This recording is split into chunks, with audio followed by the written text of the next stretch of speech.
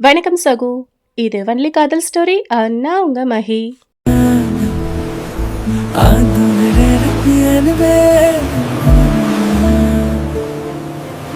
இன்னைக்கு நம்ம பார்க்க போறது அகநானூற்று காதல் கதைகள். போலாமா ஸ்டோரிக்குள்ள? ஒரு அழகான பச்சை மலை தொடர். அங்கு பச்சை பசேல் என செழித்து கொழுத்துள்ள மரங்கள். இம்மலையிலே வாழும் மலைவாழ் மக்கள் மிகவும் கொடுத்து வைத்தவர்கள் எனவே கூறலாம். இங்கு இந்த மலையில் வாழும் மக்களில் ஒருவர்தான் நம் கதாநாயகி கமலை. அழகும் இளமையும் நிறைந்தவள் அவள். அவளை காணும் இளைஞர்கள் காதல் வயப்படுவார் என்பதில் ஐயமில்லை. அப்படி வாஞ்சையுடன் உள்ள கமலை ஒருவரிடம் தன் மனதை பறிகொடுத்தாள். இதை அறிந்த அவளின் பெற்றோர்கள் அவளை செவிலித்தாயின் பாதுகாப்பில் வீட்டு காவலில் அடைத்தனர். இனி அவனை எப்போதும் காணவும் கூடாது எனவும் கண்டித்தனர். ஆனால் அன்றொரு நாள் காலை வழக்கம் போல செவிலித்தாய் கமலையை எழுப்பிவிட அவள் அறைக்கு சென்றாள். அங்கு சென்று பார்த்தபோது கமலை இல்லை. அதை அறிந்த செவிலித்தாய் மிகவும் வியப்படைந்தாள். இது சாத்தியமே இல்லையே, எப்படி இவ்வளவு கடுங்காவலையும் கடந்து சென்றாள் என்று வியப்படைந்து இவ்வாறு கூறி கதறி அழத் தொடங்கினாள். ஐயோ கடவுளே, என் மகள் எவ்வளவு மென்மையானவள்! இந்த செல்வம் நிறைந்த மாளிகையின் தோட்டத்திலே பூப்பந்து விளையாடியும் தன் தோழிகளுடன் கழுங்கு விளையாடியும் களைத்தாளானால், அம்மா என்னால் முடியவில்லை, எனக்கு வியர்வையாய் வருகிறது என்று கூறி ஓடி வந்து அந்த வியர்வையுடனே என்னை கட்டி அணைத்துக் கொள்வாள். சிறிது நேர நோவலை அவள் உடல் தாங்காது. அப்படி இருக்கையில் இவ்வளவு காவல்களை கடந்து எவ்வாறெல்லாம் துயருற்று சென்றாலோ, எங்கே சென்றாலோ? அவளையே நித்தம் தஞ்சமென நினைத்து அவள் தோழியினை மறந்தும் பசி தூக்கம் பாராமல் என் மார்பிலே நித்தம் சுமந்த என்னையும் மறந்து போனாளே.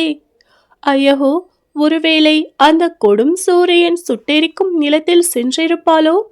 ஒரு சொட்டு தண்ணீர் காண்பது என்பதே பெரும் அரிது என இருக்கும் அவ்வழியே தன் எருமை கடாக்களை பூட்டி உப்புவிற்கு செல்லும் உப்பு வணிகர் வெயிலின் தாக்கமும் தண்ணீர் தாகமும் தலைக்கேறி முன்னகராது நின்ற எருமை கடாக்களை சாட்டையால் அடித்து விரட்டுவார்.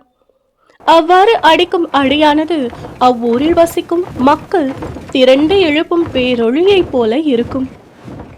அது அந்த மலைகளையும் தாண்டி எதிரொலிக்கும்.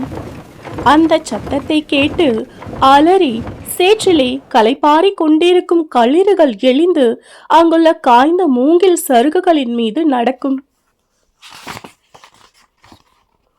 அவ்வாறு நடக்கும்போது அங்குள்ள யாமரங்களின் கிளையிலே உரசி செல்லும். அவ்வாறு உரசி செல்வதால் அக்களிறுகள் மீதுள்ள சேறு அம்மரத்திலே ஒட்டிக்கொள்ளும். பின்னர் அது வெயிலின் தாக்கத்தால் அக்கிளையிலேயே காய்ந்துவிடும். அதனை பார்ப்பதற்கே சேறு நிறைந்த மரம் போல காட்சி தரும். அதன் அருகேயுள்ள இலவம் மரங்களில் ஒட்டிக்கொண்டுள்ள பூக்கள் காற்றிலே அசைந்தாடி உதிர்ந்து பறக்கும். அதை பார்ப்பதற்கே விழாவினை மேற்கொண்ட பழைய ஆற்றலை உடைய முதிய ஊரிலே ஏற்றி வைத்த நெய் பெய்த விளக்குகள் சுடர் தெரித்து விழுவது போல காட்சி தரும்.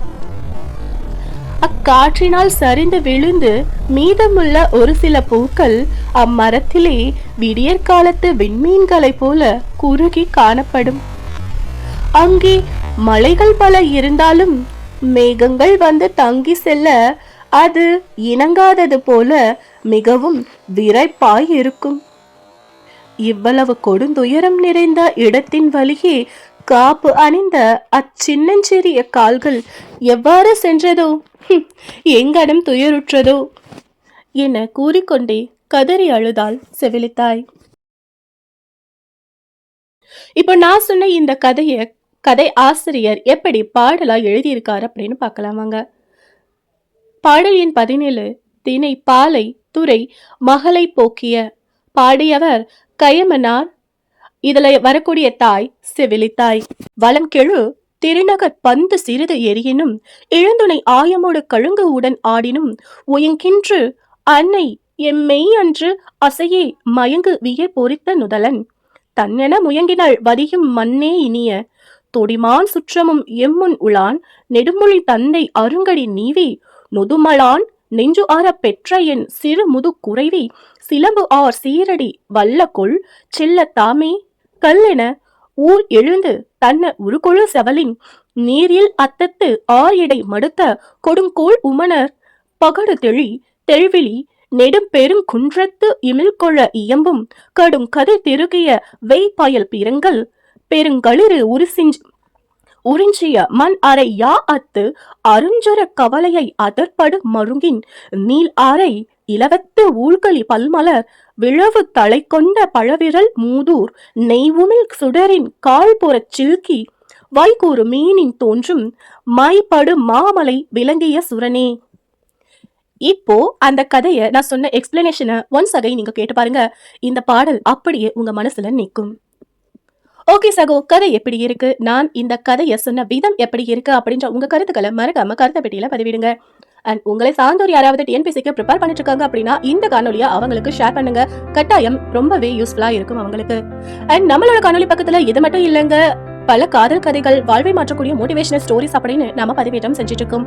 அதையும் கேளுங்க. கட்டாயம் அதில் இருக்கக்கூடிய காணொலி ஏதாவது ஒன்று உங்கள் வாழ்வை மாற்றக்கூடியதாக இருக்கும் அல்லது உங்கள் வாழ்வோடு ஒற்று போகக்கூடியதாக இருக்கும். மீண்டும் அடுத்த காணொலியில் உங்களை சந்திக்கும் வரை இது வன்ல காதல் ஸ்டோரிஸ். நான் உங்க மகி. அன்பை பகிர்ந்து மனித நேயமிக்க சமுதாயத்தை உருவாக்குவோம். நன்றி.